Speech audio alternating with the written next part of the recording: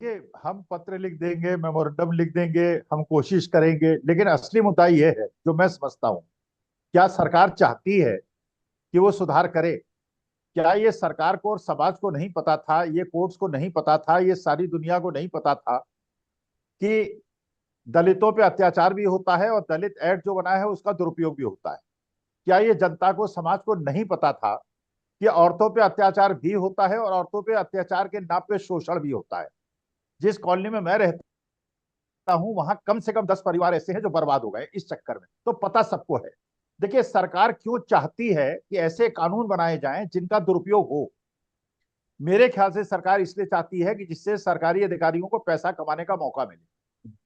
अगर कठिन कानून नहीं होंगे तो उनको पैसा कमाने का मौका क्या नहीं मिलेगा, ये मुझे लगता है। वरना कानून का इम्प्लीमेंटेशन करना अगर वो चाहें तो वो कर सकते हैं, केवल सरकार कर सकती है। उसके लिए कोर्ट जाने की कोई आवश्यकता नहीं है। सरकार के अधिकारी जो 20-25 साल पहले मैडम ने कहा, उस समय सरकारी अधिकारी भी कर्तव्यनिष्ठ थे, वो चाहते थे। अब उदाहरण लीजिए जो मध्य प्रदेश के अंदर हुआ है, वो मध्य प्रदेश के अंदर एक परिवार को, एक दंपत्ति को इसलिए आत्महत्या करनी पड़ी कि उसके ऊपर सरकारी विभाग का दबाव था कि तुमने राहुल गांधी को अपने बच्चों को क्यों गुल्लक देने दी, और तुम भारतीय जनता पार्टी ज्वाइन कर लो तो तुम्हें कुछ नहीं होगा। अगर राहुल गांधी को गुल्लक दिया और कांग्रेस में रहोगे तो ईडी की रेड भी हो गई, 3.5 लाख रुपए उसके अकाउंट में मिले, 1,000 गज का प्लॉट मिला, और उन लोगों ने परेशान होकर आत्महत्या करी। अब बताइए इसमें कानून क्या बनेगा? अगर सरकारी अधिकारी निष्पक्ष नहीं है और जो संविधान की उसने कसम खाई है उसको पूरा करने के लिए वो तत्पर नहीं है, तो आप लेटर लिखते रहिए, हु केयर्स।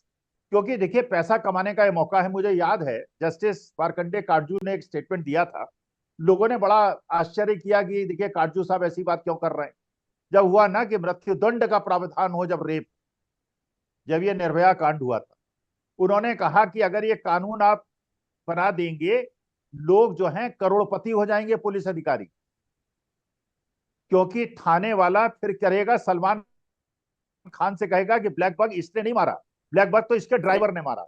और सलमान खान लाखों रुपए, करोड़ों रुपए उसके ड्राइवर को दे देगा, और वहां कोई गरीब आदमी आके कन्फेस कर लेगा कि हाँ मैंने मारा, सलमान खान ने नहीं मारा। तो अमीर लोग बच जाएंगे और गरीब लोग फांसी पे लटक जाएंगे, केवल उनके परिवार पलेंगे, और गरीब ये सोचेगा कि चलो मेरे परिवार का जीवन अच्छी तरह से कटेगा, तो हो सकता है मैं पैसा ले लूं अमीरों से। तो देखिए, प्रश्न यह है कि क्या सरकार चाहती है, क्या वो अपने विपक्षियों को, जिनको वो चाहती है कि उनपे उनके नट्स को टाइट करे, उनको नट्स को टाइट करने के लिए सरकारी विभागों का और इन कानून का दुरुपयोग करने के लिए खुद तत्पर नहीं है? पत्र आप लिखते रहिए, who cares, nobody is interested. मुझे नहीं लगता कोई इंटरेस्टेड है। जैसे बड़ा छोटा सा केस है मेरा, जो आपने संदर्भ लिया कि मैं बताऊं। मेरे घर के बगल में दोनों तरफ से इलीगल कंस्ट्रक्शन शुरू हो गया। सरकार का नियम है कि जो आगे की जगह है, पीछे की जगह है, उसमें कंस्ट्रक्शन नहीं होना चाहिए, वरना पड़ोसी की धूप और हवा रुक जाएगी, जो मेरा संवैधानिक अधिकार है। जैसे ही कंस्ट्रक्शन शुरू हुआ, टाउन एंड कंट्री प्लानर के यहाँ जाके मैंने लिखित कंप्लेंट दी। लिखित कंप्लेंट चीफ मिनिस्टर के यहाँ भी दी, सारे अधिकारी, सरकारी अधिकारियों को दी। कहा हाँ साहब इंस्पेक्शन होगा, इंस्पेक्शन होगा। 1 महीना उन्होंने इंस्पेक्शन करने में लगाया। 1 महीने के बाद इंस्पेक्शन किया, एक इंस्पेक्शन किया, एक नोटिस दिया, 2 नोटिस दिए, 3 नोटिस दिए, तब तक इलीगल कंस्ट्रक्शन हो गया। जब इलीगल कंस्ट्रक्शन हो गया तो वो लोग गए कोर्ट, उन्होंने कहा कि साहब बिना बात, ये टाउन कंट्री प्लानर वाले हमें परेशान कर रहे हैं, ये आप, तो उन्होंने रेस्टेंट ऑर्डर दे दिया। एक 7 साल से केस पेंडिंग है और एक 2 साल से केस पेंडिंग है। हमारी धूप हवा रुकी हुई है, हमारे संवैधानिक अधिकार रुके हुए हैं। मेरे पास इस बात के प्रूफ है। मैंने डीसी से कहा, मैंने चीफ मिनिस्टर से कहा कि जिस दिन मैंने नोटिस दिया था, सरकारी अधिकारी आके इंस्पेक्शन कर गया था और उसने देखा था कि इलीगल कंस्ट्रक्शन हो रहा है। अगर उसी दिन वो नोटिस देता तो ये, लेकिन पैसे चाहिए थे, उसको पैसा कमाना था। मैं तो पैसा देने वाला नहीं था क्योंकि मैं तो कंप्लेनेंट था, तो कंप्लेनेंट से उसको पैसा मिलना नहीं है। जिसने कानून तोड़ा उससे पैसा मिलना है। तो कानून ऐसा बनाया, और आप दिल्ली में देख लीजिए, आप मुंबई में देख लीजिए, आप किसी शहर में देख लीजिए, 80% लोगों ने जब आप कहते हैं कि साहब इलीगल कंस्ट्रक्शन, सारी सड़कें घेरी हुई हैं, सारी सड़कों पे एनक्रोचमेंट्स है, कोई भी गाड़ी सुरक्षित, आदमी सुरक्षित नहीं है, किसी को भी मार सकते हैं। सड़कें, सड़कों के ऊपर कार पार्क है क्योंकि जितने पेडेस्ट्रियन रोड्स हैं सब में कंस्ट्रक्शन हो गया है। लेकिन सवाल ये, लिखेंगे क्या? Everybody knows it. और सरकार नहीं चाहती कि इस पे कोई बंधन बने, क्योंकि उन्होंने, उनके अधिकारियों ने खुद एनक्रोचमेंट कर रखा है और इलीगल कंस्ट्रक्शन करा रखा है। तो 6.5 साल से मैं धूप हवा से वंचित हूँ, 2 साल से वंचित हूँ। कोर्ट केवल तारीख पे तारीख देता है, एविडेंस ले रहा है, एविडेंस ले रहा है, एविडेंस की वेट कर रहा है। अरे भैया, अगर वो कह रहा है टाउन कंट्री प्लानर के लीगल सारे सेटबैक्स उसने कवर कर रखे हैं, उस आदमी से ये कहिए फोटोग्राफी करके लाए, टाउन कंट्री प्लानर कहाँ कहाँ कंस्ट्रक्शन है, उसका बिल्डिंग प्लान अप्रूव दिखाइए, और ये दिखाइए कि उसमें क्या हाउस टैक्स उसने इलीगल कंस्ट्रक्शन पे दिया है। एक डेट पे चीज खत्म हो सकती है। इस मामले में अमेरिकन कोर्ट्स की मैं बड़ाई करूंगा, और क्योंकि वो चाहते हैं कि इस प्रकार के राइट्स का उल्लंघन ना हो। एसईसी ने और एफबीआई ने 2.5 साल इंक्वायरी की है गौतम अडानी पे, 2.5 साल। जब सारे के सारे एविडेंसेस उन्होंने कोरोबोरेट कर लिए, तब वो कोर्ट में गए, कोर्ट ने सारे एविडेंसेस देखे, तब उन्होंने वारंट इशू किया, तब उन्होंने सम्मन इशू किया। अरे कोर्ट को पहले कहना चाहिए कि भैया लड़की शिकायत कर रही है, लड़का शिकायत कर रहा है, या दलित एक्ट वाला शिकायत कर रहा है जिसपे आरोप लगाया उसने शोषण किया, उस पर आरोप लगा रहा है, कुछ तो एविडेंस ले आओ, डॉक्यूमेंटल एविडेंस ले आओ, सर्कमस्टेंशियल एविडेंस ले आओ। लेकिन यहाँ तो दहेज उत्पीड़न में उन लोगों में धाराएं लग जाती हैं जो 15 साल से मिले नहीं, जो कनाडा और अमेरिका में बसे हुए, हिंदुस्तान आए नहीं, लेकिन वो मानसिक उत्पीड़न का केस है। और क्योंकि पुलिस को पैसा मिलता है जो अमेरिका कनाडा में मिले हुए हैं, कि ठीक है साहब, तुम्हें हाजिर होने से छूट देते हैं, इतने पैसे हमारे यहाँ भेज दो। तो देखिए, कोई नहीं चाहता कि इस प्रकार से ये जो शोषण हो रहा है ये रुके, इसलिए पत्र लिखना और अब ये सारे वो करना मेरे ख्याल से एक नौटंकी है। इसके अलावा सरकार जिस दिन चाहेगी, ये ईमानदारी जो सरकारी अधिकारी संविधान के प्रति कर्तव्यनिष्ठ हो जाएंगे, ये अपने आप रुक जाएगा। जी धन्यवाद अखिल स्वामी जी। प्रवीण सर, मैं यहाँ पर थोड़ा सा बता दूं आपको कि हमारे बीच में अ, दीपिका मैम जुड़ चुकी हैं, दीपिका नारायण भारद्वाज मैम। तो स्वागत करते हैं हम सभी उनका। मैडम स्वागत है। बहुत बहुत और धन्यवाद। जी, और आप एक जर्नलिस्ट हैं, फिल्म मेकर हैं, और सोशल एक्टिविस्ट हैं, और बहुत सारे सामाजिक मुद्दों पर इस तरह से लेकर के आप मुखर रहती हैं। और आप यदि गूगल में आप सर्च करेंगे तो बहुत सारी जानकारी आपके बारे में प्राप्त कर पाएंगे। तो मैडम स्वागत है आज के टॉपिक पर। आप अपनी बात रखें। धन्यवाद। आप सभी को बहुत बहुत धन्यवाद मुझे इस प्लेटफॉर्म पर बोलने की अपॉर्चुनिटी देने के लिए।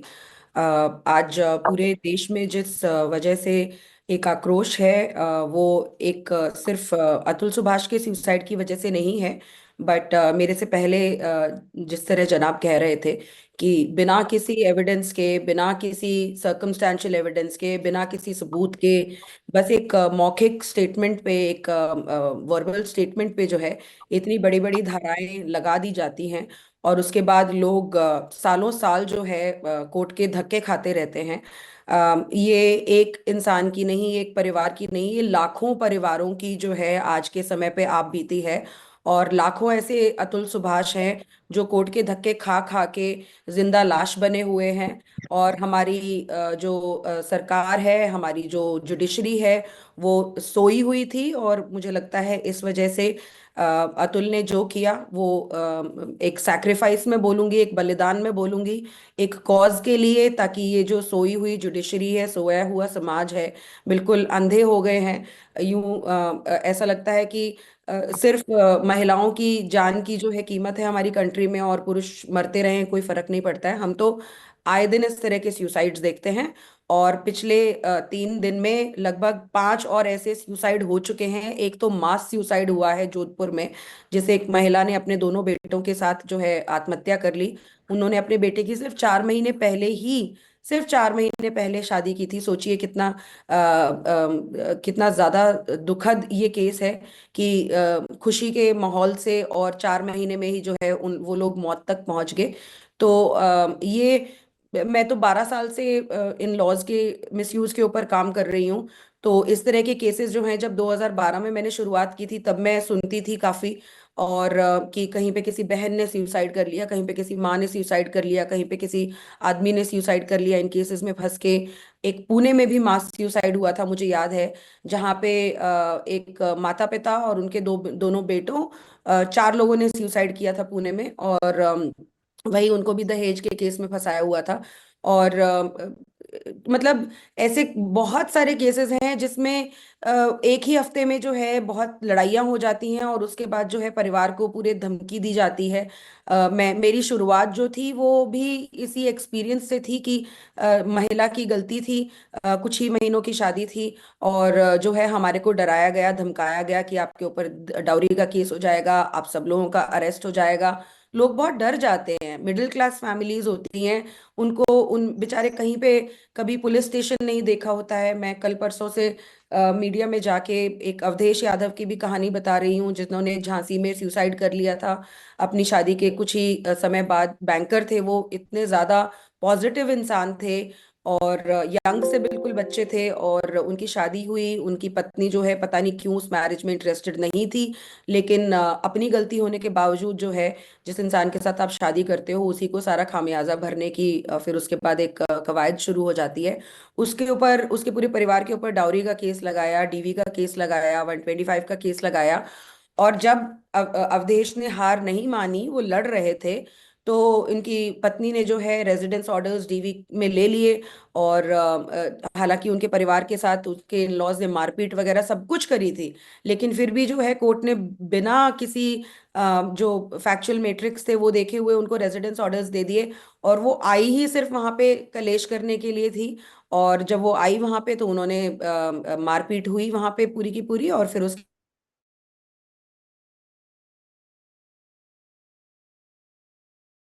उन लोगों को जो है पुलिस ने धर पकड़ लिया। तो उन्होंने अपने सुसाइड में लिखा कि ऐसा कैसे कानून बन गया है कि सिर्फ एक महिला की मौखिक स्टेटमेंट के ऊपर हम सब लोगों को मुजरिम बना दिया जाता है। पुलिस आ जाती है घर पे, ऐसे पेश आती है जैसे हम कोई हैबिचुअल क्रिमिनल्स हो। तो ये बहुत सालों से बहुत सारे परिवारों के साथ हो रहा है। माननीय सुप्रीम कोर्ट की जो जजमेंट थी अरनेश कुमार की, उसके वजह से थोड़े अरेस्ट में कमी आई। तो उसके बाद एडवोकेट्स ने एक नया टेम्पलेट शुरू कर लिया कि अननेचुरल सेक्स का एलिगेशन लगा दो पति के ऊपर, ताकि पति का अरेस्ट हो जाए। कोई मेडिकल नहीं कराती है महिलाएं अननेचुरल सेक्स का क्लेम करके। कोई कोई प्रूफ नहीं है। बोल दीजिए बस 4 साल पहले मेरे पति ने मेरे साथ अननेचुरल सेक्स किया, और फिर उसके बाद वो धारा जुड़ जाती है। और जो है पहले जो अरेस्ट से जो सेफ गार्ड मिला हुआ था अरनेश कुमार जजमेंट की वजह से, वो खत्म हो जाता है। ससुर के ऊपर रेप के चार्जेस, ब्रदर इन लॉ के ऊपर रेप के चार्जेस। मैं अभी दिल्ली में एक ऐसी परिवार को जो है सपोर्ट कर रही हूँ, हेल्प कर रही हूँ, जिसमें देवर के ऊपर जो है भाभी ने रेप का एलिगेशन लगा दिया। उनके पास तमाम ऐसे सबूत हैं कि जिस महीने की वो बोल रही है, महीने बता रही हैं, मतलब डेट भी नहीं बताती हैं। सोचिए कि हम एक ऐसे इंडिया से जहाँ पे महिलाओं को रेप के केसेस में सुनवाई नहीं होती थी, ऐसे मुहाम पे आ गए हैं जहाँ पे 4 साल पहले, 5 साल पहले हवा में कोई बता दो कि उस फलाना फलाना महीने में इसने मुझे रेप का करने की कोशिश की, और चार्ज लग जाता है 376 का। तो इस देवर के ऊपर जो है उसकी भाभी ने एलिगेशन लगाया कि 2 साल पहले इसने मेरे को रेप किया, और मैं किसी को बता नहीं पाई, और मेरे पति ने और मेरी सास ससुर ने सबने मेरे को चुप रहने के लिए मजबूर किया। चलिए, हो सकता है, ऐसा भी हो सकता है किसी के साथ, मैं ये नहीं बोल रही ऐसा नहीं हो सकता है, पॉसिबल नहीं है, हो सकता है। लेकिन उनके पास एविडेंस है कि जो महिला वो बता रही है कि उसके साथ ऐसा रेप जहाँ पे हुआ, उसके बाद वो खुद गई है अपने देवर के और देवरानी के साथ रहने के लिए, उनके साथ हॉलिडे करके आई है। पूरे 2 साल में इनकी अनगिनत चैट्स हैं जहाँ पे सब कुछ बहुत अच्छा चल रहा है। तो बताइए, प्रश्न ये आता है कि क्या कोई महिला ऐसे पुरुष के साथ जिसने उसका बलात्कार कर दिया हो, क्या उसके पास हॉलिडे करने जाएगी?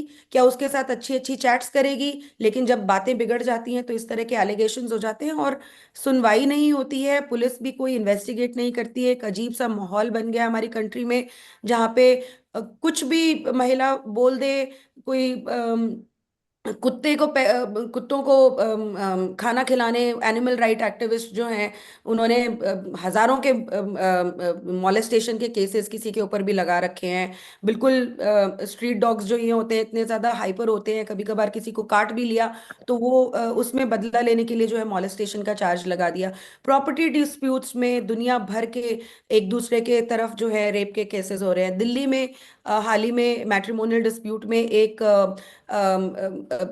जो पति है उसकी माँ ने पत्नी के पिता के ऊपर रेप का एलिगेशन लगाया हुआ था। तो उनको जो है माननीय न्यायालय ने जो है बेल दी। बेल क्यों दी भाई? आपको साफ पता चल रहा है कि ये मुकदमा कतई झूठा है, कतई झूठा। तो फिर आप इस चीज को अगर प्रोसेस कर रहे हैं, सालों साल उस चीज को ट्रायल कर रहे हैं, तो फिर जाहिर सी बात है कि हमारी जुडिशरी जो है, हमारा इन्वेस्टिगेटिव सिस्टम जो है वो बिल्कुल ही रद्दी हो गया है। एविडेंसेस की कोई मायने नहीं है। केस करने के बाद सालों साल जो है, इन केसेस में कोई महिला अगर कोर्ट में नहीं आ रही है तो भी कोई सम्मन नहीं, कोई वारंट नहीं, कुछ नहीं। लोग तरसते रहते हैं न्याय के लिए। और ऐसा नहीं है कि सिर्फ पुरुषों के लिए हो रहा है, महिलाएं भी बहुत सारी हैं जो पिसती रहती हैं सिस्टम में। तो मुझे समझ में नहीं आता कि सिस्टम किसके लिए काम कर रहा है। और उसकी वजह से देख रहे हैं कि हम लोग इतने सारे सुसाइड हो रहे हैं। और जैसा कि मेरे पहले जो सर बोल रहे थे, बिल्कुल सही बोल रहे थे। सरकार चाहे तो आज की आज कुछ ना कुछ बदलाव ला सकती है, कुछ ना कुछ इनिशिएट कर सकती है। जैसे निर्भया के समय पे एकदम से जस्टिस वर्मा कमेटी बन गई। आज भी अगर कोई होम मिनिस्ट्री अगर ऑर्डर कर दे कि कोई कमेटी बिठाई जाए रिटायर्ड जस्टिस की, तो उसमें कौन सी बहुत बड़ी बात है? इतने एक हफ्ते से पूरा कंट्री उबल रहा है इस केस के पीछे, लेकिन अभी तक ना तो पार्लियामेंट में से कोई बात आई, अभी तक ना तो सुप्रीम कोर्ट के किसी जज से कोई बात आई, ना इलाहाबाद हाई कोर्ट ने एक बार भी कहा कि वो रीटा कौशिक के खिलाफ इंक्वायरी ही इनिशिएट करेंगे। तो सबसे बड़ी बात, प्रश्न ये है कि एक जीवित महिला तो कितने भी झूठे केस भी करा सकती है, और एक मृत पुरुष की आप डाइंग डिक्लेरेशन को भी जरा भी तवज्जो नहीं दे रहे हैं। तो ये कैसा समाज हम बना रहे हैं? बहुत बहुत दुखद ये हादसा है। जी धन्यवाद दीपिका मैम। प्रवीण सर,